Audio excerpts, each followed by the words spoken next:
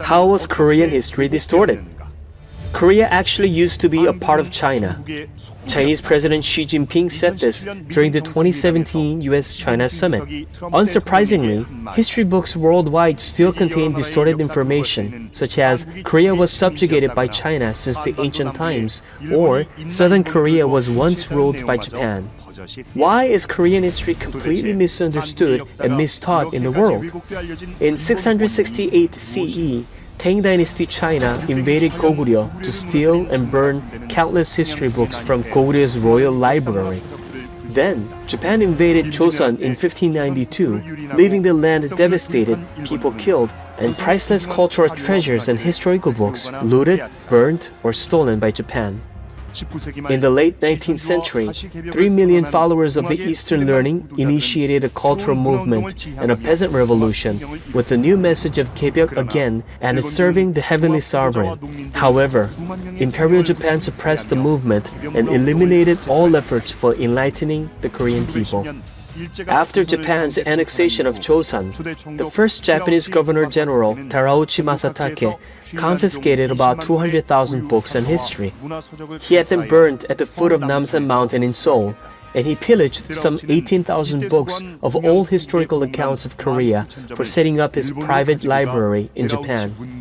Japanese government general in Joseon took a large number of historical books nationwide on several other occasions and burned them or took them back to Japan. That wound got further damaged when the government general of Joseon began rewriting Korean history to eradicate the independent spirit of Korean people. Japanese government general set up an organization called the Korean History Compilation Committee, and it invested 20 billion won to rewrite Korean history in favor of the colonial rulers.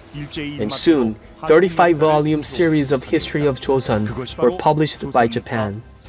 In the first book, which deals with ancient Korean history, it reads, Korea was a colony of China, or the southern Korean peninsula was ruled by Japan and was called Mimana Nihonfu. The founding history of Korea and the three ancient kingdoms of Hwanguk, Baedal, and Dangun Joseon were all dismissed as nothing but a myth. After independence, history textbooks were written based on the history of Joseon by the mainstream Korean historians who just copied the perspective of the Japanese colonial scholars.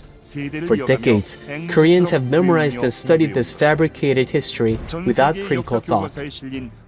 History texts of the world are still following the biased and distorted perspective of colonialism when it comes to Korean history.